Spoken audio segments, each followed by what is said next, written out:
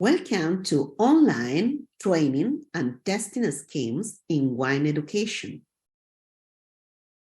This is part 2 of Italy and Italian wine. Historical overview. We are here after the Second War till today. But don't forget that ancient roots. Wine had long been a part of Italian culture when the Greeks first arrived in Italy in the 8th century before Christ. But they brought with them a true art of winemaking and the techniques to help it flourish. The Mycenaean Greeks have been attributed to this initial endeavor, introducing viticulture first to Sicily and southern Italy. So impressed were they by Italy's mild climate that they called the country Austria, or the land of trained beans. Later, following the Roman defeat of the Carthaginians, large-scale slave ram plantation began appearing in coastal areas, complementing the winemaking work the Etruscans were already doing in central Italy.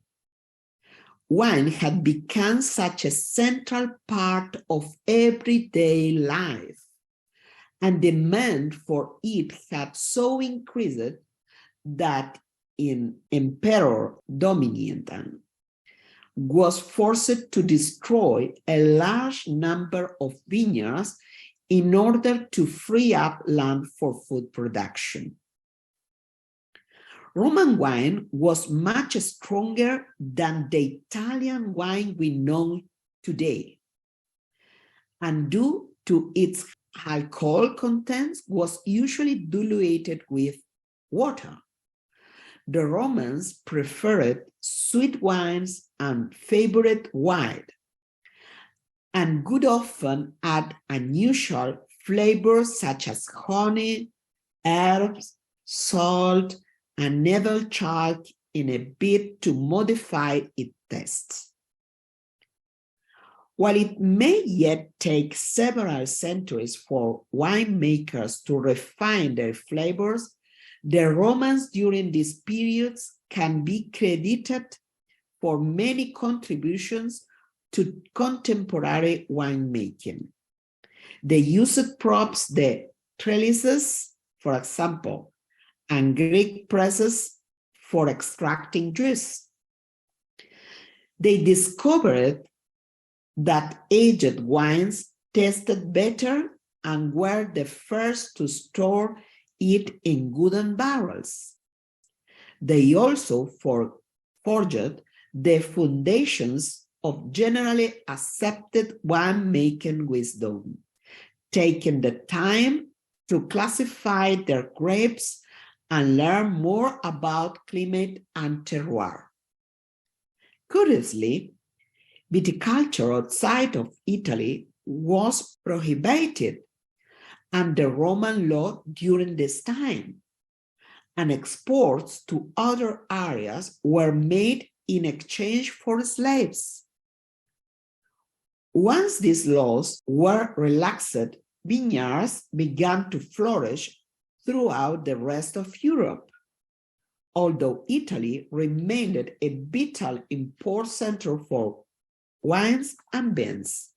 The popularity of Italian wine rose and fell with the Roman Empire, although it was still consistently produced, largely by Christian monks during the Dark Ages. Came the Renaissance. However, its popularity once again skyrocketed until the 19th century, when along which much of Northern Europe, Italy's vineyards fell fall the beans lost Phyllophera. A great number of prestigious vineyards were destroyed, and their replacement were planted with quantity rather than quality in mind. As such, the early to mid-20th century saw Italy become a global source of inexpensive table time. And here we introduce in this fourth group. The 1906 saw official finally table, the Southern saw officials finally take action to restore the country's once grand winemaking reputation and introduced a series of laws to control quality and labeling. So we increase yield, production growth, and start the cooperatives. Then in the 7th, Italy start to an export orientation, and the domestic consumption of high quality wines. In the 80th, 90th, quality orientation, export boom, adoption of new technology, and modernization of basic wines. And till today, quality improvement is the key word in Italian winemaking. Qualitative changes in production. Today, Italy is known for noble reds such as Chianti, Barbaresco, and Brunello, as well as Seste whites, and of course, ever popular sparkling wines such as Asti and Prosecco.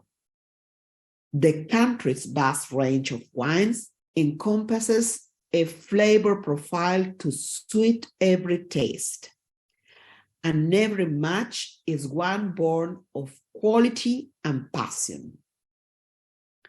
It's not hard to see why Italian wines continue to take the world by storm.